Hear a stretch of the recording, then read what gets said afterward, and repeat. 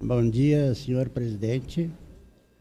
Bom dia aos demais componentes da mesa, senhores vereadores, caros colegas manifestantes.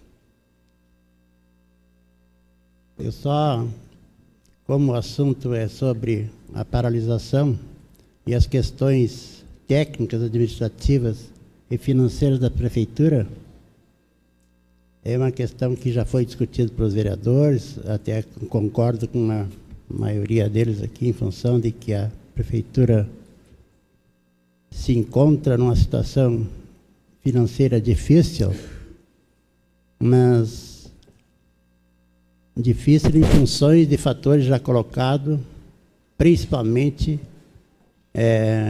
para alguns vereadores, de que essa situação não foi o funcionário que criou. A situação financeira da prefeitura não é culpa do funcionário. E como sempre a gente tem falado, normalmente os governos atribuem ou passam a responsabilidade para a folha de pagamento. No momento em que as dificuldades financeiras da prefeitura não pensam em sanear a máquina lá no início das questões, como, por exemplo, a questão de secretarias, a questão de CCs, a questão de privilégios para os companheiros que ajudaram os eleger. Então, pessoal, só queria colocar o seguinte: nós já vemos falando há um bom tempo sobre essa questão do inchaço da máquina pública, embora muita gente diga que é isso que a gente está dizendo, é falta de conhecimento. Mas para isso não precisa ter tanto conhecimento assim. Vocês, os senhores aí, senhores vereadores e a plateia aqui presente, não precisa saber a fundo as contas da prefeitura para saber que a prefeitura, desde o ano passado, quando veio o reajuste nosso de professores e de funcionários, já se sabia que já estava no limite da lei de responsabilidade fiscal. E acrescendo a isso a crise financeira mundial, e que o governo federal tomou algumas providências em função de manter empregos lá no ABC Paulista, das montadoras, e ajudar as próprias montadoras, se sabe que o FPM dos municípios caíram vertiginosamente, né? Isso é uma das causas, mas não é a única causa. A causa é esse inchaço da máquina pública, sim. Nós defendemos não só a não criação dessas 3 novas secretarias, que eu acho o maior absurdo. No momento que o governo não tem dinheiro para pagar o funcionalismo, tem dinheiro para criar novas secretarias. Então, isso é uma incoerência, é uma questão que tem que ser combatida, e até conclamo nossos colegas funcionários que, se essa greve terminar amanhã ou depois de amanhã, a mobilização não deve parar. Devemos continuar mobilizados, denunciando as irregularidades que existem, embora o governo diga que não exista, mas existem sim. Existem pessoas ganhando FG sem que seu cargo justifique esse FG. Pessoas só porque são amigos do governo, porque são companheiros de partido, ganham FG sem cargo de chefia. FG é para quem tem cargo de chefia. Embora isso seja escondido, muito escondido por aí, a gente sabe que tem muitos casos desses aí. Não vou dizer para que cargo, até para não constranger, de repente, algum colega que receba e passar por esse vexame de receber um FG para um funcionário que tem muitos de vocês aí, eu sei. Tem muitos de vocês que não ganham FG e que são colegas igual que esses colegas que recebam FG. Então, fica no ar essa questão. Quanto à nossa paralisação, eu só queria colocar o seguinte: Quando o Simba começou a se mobilizar em função da questão do funcionalismo, porque o governo começou a adiar os seus reajustes, começou a adiar também o reajuste do piso nacional dos professores, e o reajuste, inclusive, do vale-refeição, que hoje é uma questão que mais o pessoal está querendo, em função de que o funcionalismo que ganha até o nível 3, por muito que se dê no índice,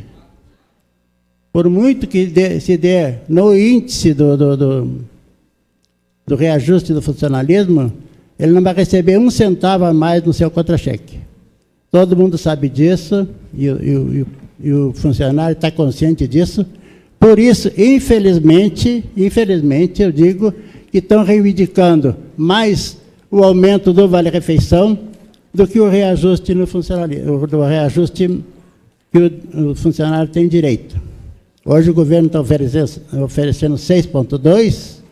Se desse 10, se desse 15, se desse 20, o pessoal até o nível 3, no mínimo, não receberia 1 centavo a mais. Até o 4, né? Até o 4. E o restante do funcionalismo também sofre, né, em função disso, porque parte das suas vantagens seriam para completar o salário mínimo. Também sofrem essa questão, mas até o nível 3, ou 4, como estão dizendo ali, até o 4, não receberia 1 centavo a mais nos seus salários. Por isso, essa questão da paralisação. Então, quando a gente entrou nesse movimento, acompanhando o Simba, e até uma questão que eu tenho que colocar, não posso deixar passar, que o governo alegava, inclusive, a ilegalidade do nosso movimento, porque nós estávamos só apoiando o Simba. O governo, em vez de se preocupar em oferecer uma condição melhor para o seu funcionário, começou a ameaçar até o pessoal com a ilegalidade do nosso movimento, em função do apoio do Simprafem. Apenas o apoio do Simprafem no início dessa movimentação, dessa paralisação. Então, pessoal, no momento que tu autoriza ou ordena os diretores de escola a cortar o ponto e da falta não justificada para os seus funcionários, isso é uma ameaça ou não é uma ameaça? Quem é que vai querer ter um dia, estou ganhando menos de um salário mínimo, um dia do seu salário cortado,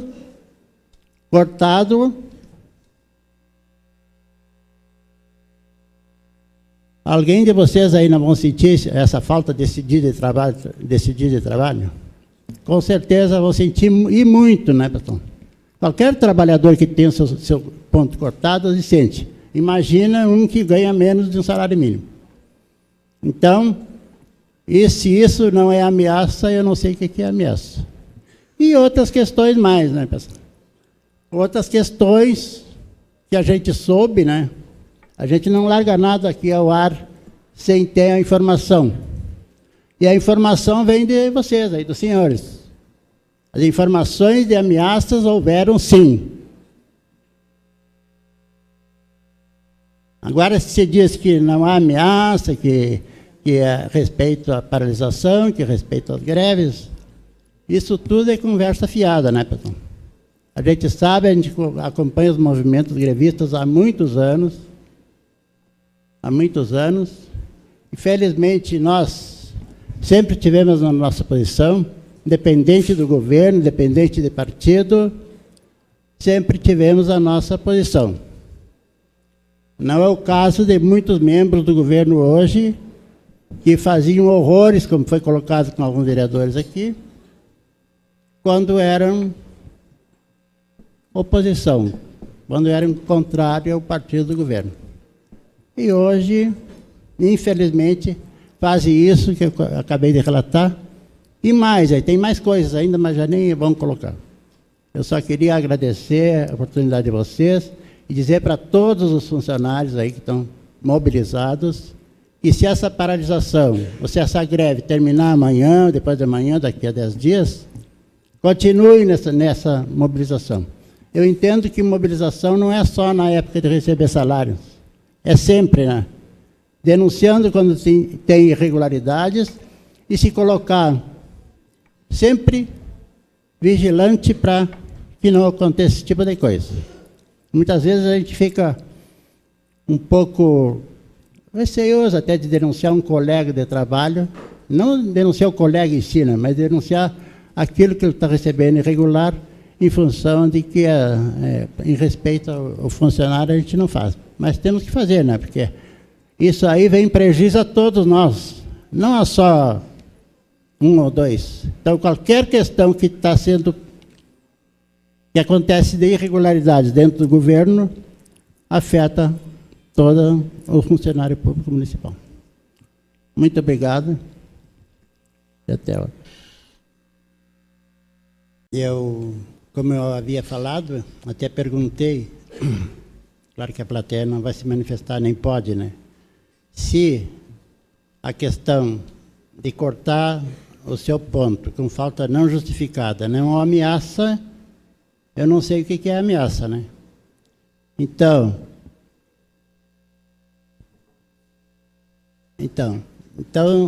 isso já é uma ameaça. Para mim é ameaça, né? Mandar os seus diretores cortar o ponto das pessoas grevistas com falta não justificada. Isso aconteceu muito e ainda continua acontecendo. E as informações que eu tenho é desse povo que está aí, ó. Toda hora um ou outro chega no ouvido da gente e diz, tal coisa aconteceu, isso aconteceu. E, inclusive, até vou colocar mais um, né, pessoal? Os motoristas aí, eu não sei se estão aí. Os motoristas do transporte escolar. Tem gente do transporte escolar que foram chamados na secretaria e disseram para eles que iam cortar o percentual de vantagem que eles têm se continuassem na greve. E a gente sabe, gente, que dentro do transporte escolar existe, inclusive, não agora só na greve, existe, inclusive, denúncias dos colegas aí. Que gente que faz o transporte escolar, não nos carros escolares, com pessoa com a carteira de habilitação, que não corresponde a esse trabalho para transporte escolar. Então, transportam num carro que não é do transporte escolar e transportam também com um motorista não habilitado. E, com certeza, para isso, as pessoas não habilitadas ganhando o percentual de uma lei que foi criada lá no ano de 2010 ou 2011, não tenho bem certeza, para essa vantagem para os motoristas de transporte escolar. Então, para ser motorista de transporte escolar, tem que ter a carteira de habilitação D ou E, se eu não me engano, né? E tem gente que tem a carteira B e está fazendo um transporte escolar. Isso são algumas das denúncias que estão aqui, que saem daí desse povo que está aí, ó. Então, para mim, isso é denúncia e grave, né? Não respeitando a lei de greve, inclusive fazendo contratações para substituir os grevistas. Muita gente nas escolas trabalhando, irregularmente, inclusive, irregular porque não tem nenhum contrato, não tem nada assinado. Essas pessoas que foram chamadas para trabalhar e substituir os grevistas, não têm a mínima legalidade para estar trabalhando nas escolas. E principalmente porque são pessoas que não têm habilitação para substituir pessoas habilitadas, que fazem cursos para fazer merenda, para atender as creches, para as atendentes de berçários, estão trabalhando e substituindo as pessoas. Além de ferir a lei de greve, estão ferindo o bom atendimento de nossas crianças nas escolas, sendo atendido por pessoas que nem sequer, no máximo, são identificadas para trabalhar, no máximo. Muitas vezes não se sabe nem quem é. Eu só queria colocar, pessoal, o que eu recebi de denúncias é desse pessoal que está aí. Então, eu coloquei e tenho maior confiança naquilo que me dizem, porque no momento que alguém faz uma denúncia e outra pessoa faz a mesma denúncia, e outra, e outra, e outra, só pode ser verdadeira, né? Uma até poderia exagerar um pouquinho, não digo mentir, mas exagerar, mas um monte de gente fazendo denúncia toda hora, eu acho que é impossível, né? Então, só para colocar essa questão aí, vereador, essa questão de ameaça, ameaça para vocês a gente se preocupa. Ameaça contra mim, eu não tenho nenhuma preocupação. Não tenho nenhuma preocupação, porque o que eu faço é aberto, não tem nada escondido. Eu tenho que colocar, eu coloco e digo de preferência até cara a cara. Embora hoje, com a Secretaria de Educação, a gente não tenha mais esse diálogo, eu preferia que fosse dito na cara. Mas, se eu não tenho oportunidade de dizer na cara, eu estou dizendo aqui para todos vocês, para todo mundo ficar ouvindo, o que aconteceu e o que poderá acontecer contra mim, não precisa se preocupar. Eu estou aqui de peito aberto, não tenho medo de ameaça, nunca fui alienado a nada, a ninguém, e muito menos agora. Embora a gente do governo poderia ter essa intenção de ter eu como ser uma pessoa alienada a governos. Jamais. Em primeiro lugar, porque eu nunca fui partidário, eu nunca tive um partido político e sempre defendi a minha categoria. Do mesmo jeito que defendia há 15 anos atrás, há 20 anos atrás, eu defendo hoje. Então, estou tranquilo, consciência tranquila. Posso chegar em casa, deitar, botar a cabeça no travesseiro e dormir tranquilamente.